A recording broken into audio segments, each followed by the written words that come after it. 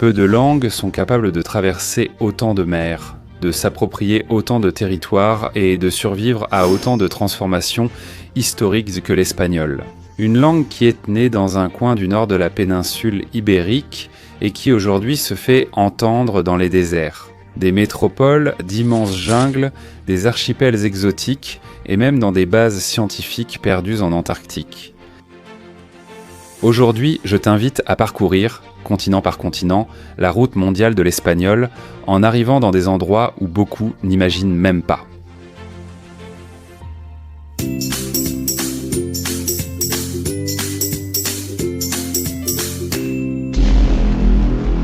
Revenons au point de départ.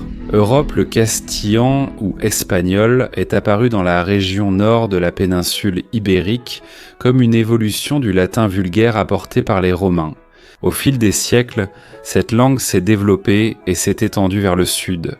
Pendant la Reconquista, elle s'est consolidée comme langue principale du royaume de Castille. Par la suite, avec l'unification des royaumes sous les rois catholiques Ferdinand d'Aragon et Isabelle de Castille, l'espagnol a définitivement acquis un rôle central dans la péninsule. Quand on parle de l'espagnol en Europe, la première chose à laquelle on pense, c'est l'Espagne. En incluant des territoires extra-continentaux, comme l'archipel des îles Canaries, où l'espagnol présente quelques nuances légèrement différentes, partageant des traits avec l'espagnol d'Amérique, dont nous parlerons bientôt. Il y a aussi l'archipel des îles Baléares, où il coexiste avec le catalan. En dehors de l'Espagne, on trouve d'autres régions européennes où, bien que l'espagnol ne soit pas une langue officielle, il a une présence réelle et importante. C'est le cas de Gibraltar, territoire britannique situé à l'extrémité sud de la péninsule. Là-bas, bien que l'anglais soit la langue officielle, la majorité des habitants maîtrisent parfaitement l'espagnol. Et il est courant de l'entendre dans la rue, dans les commerces et dans la vie quotidienne. Il y a aussi le cas d'Andorre, le petit principauté entre l'Espagne et la France. Sa langue officielle était le catalan, mais l'espagnol est couramment parlé, plus de 40% de la population l'utilise comme langue quotidienne. Maintenant, nous faisons un saut de l'autre côté de l'Atlantique, pour arriver en Amérique du Nord, où l'espagnol a une présence massive. Nous commençons par le Mexique, le pays avec le plus d'hispanophones au monde. Plus de 120 millions de personnes ont l'espagnol comme langue principale. Bien qu'il coexiste avec plus de 60 langues indigènes, cet espagnol possède une identité propre, marquée par un vocabulaire extrêmement riche et une immense tradition culturelle.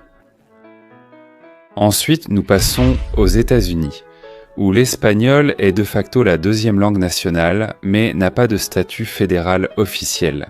Mais on estime que plus de 42 millions de personnes le parlent comme langue maternelle et environ 15 millions supplémentaires l'utilisent comme seconde langue. Les États où l'on parle le plus espagnol sont la Californie, le Texas, la Floride, New York, l'Arizona et le Nouveau-Mexique. Ce qui est surprenant, c'est que la présence historique de l'espagnol aux États-Unis ne se limite pas au sud ou au sud-ouest. La langue est même arrivée autrefois dans des régions qui semblent aujourd'hui impensables, comme Nootka dans l'actuelle Colombie-Britannique, au Canada où l'Espagne a eu une présence diplomatique et commerciale au XVIIIe siècle.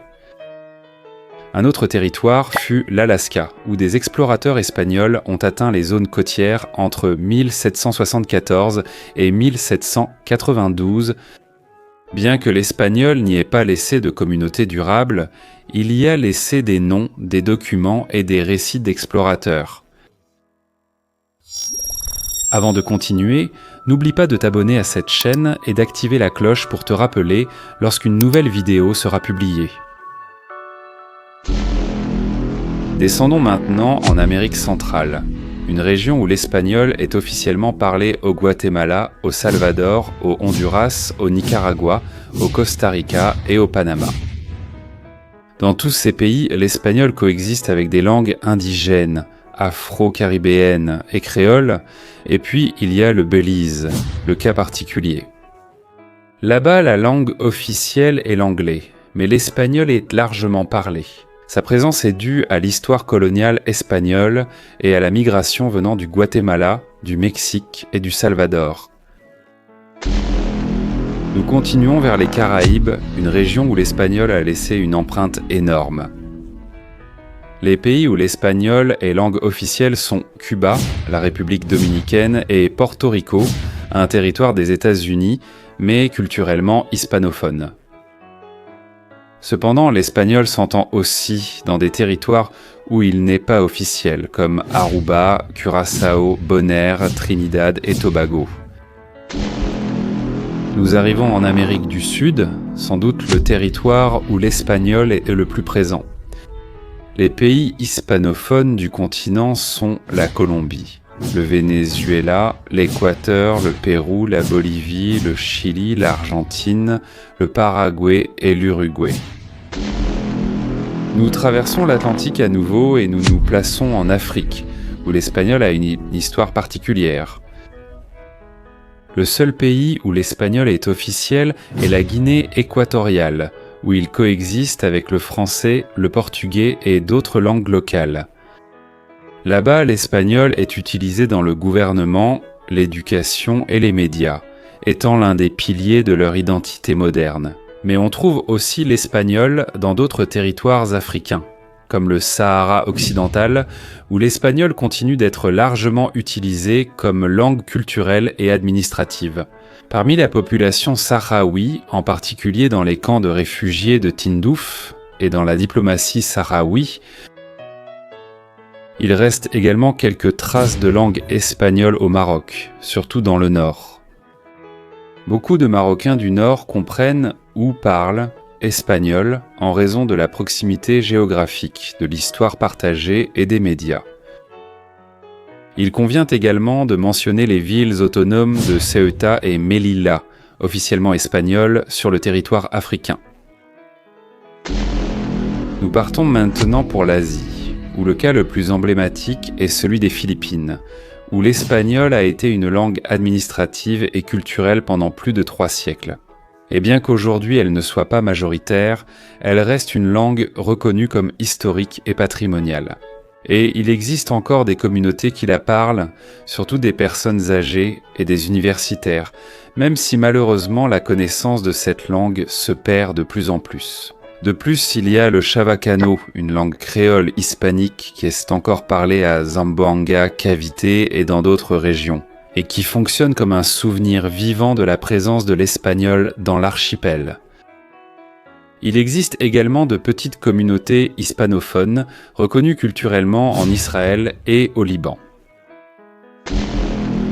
Nous arrivons maintenant en Océanie, où le cas le plus important de la présence de l'espagnol est l'île de Rapa Nui, ou l'île de Pâques, qui est un territoire chilien en plein Pacifique Sud. Là-bas, l'espagnol est langue officielle, avec le Rapa Nui, et c'est la langue dominante dans l'éducation, l'administration et la vie quotidienne. De plus, l'espagnol est entendu dans d'importantes communautés migrantes présentes en Australie, notamment à Sydney et à Melbourne, et en Nouvelle-Zélande où la communauté hispanophone a beaucoup grandi ces dernières années. Enfin, nous terminons ce voyage dans l'endroit le plus isolé de tous, l'Antarctique. Ici, bien qu'il n'y ait ni village ni citoyen permanent, il existe des bases scientifiques où l'espagnol est utilisé quotidiennement. Parmi les plus importantes, on trouve la base Esperanza d'Argentine, la base Marambio d'Argentine, la base Gabriel González Videla du Chili, la base Frei et Villa Las Estrellas du Chili. Celle-ci est l'un des rares établissements familiaux du continent, ainsi que la base Orcada d'Argentine. La station antarctique en fonctionnement continu la plus ancienne du monde. Ces bases 12 fonctionnent en espagnol depuis les rapports scientifiques jusqu'à l'éducation des enfants qui ont parfois vécu à Villa Las Estrellas. Donc oui, même en Antarctique, l'espagnol résiste comme langue de la vie quotidienne. Lequel de ces territoires t'a surpris de voir lors du parcours ? Laisse-nous ton avis dans la boîte de commentaires. Et c'est tout pour aujourd'hui. Si tu as aimé cette vidéo, n'oublie pas de mettre un like et de t'abonner à cette chaîne. Je t'invite aussi à activer la cloche pour être informé lorsqu'une nouvelle vidéo sortira. À bientôt.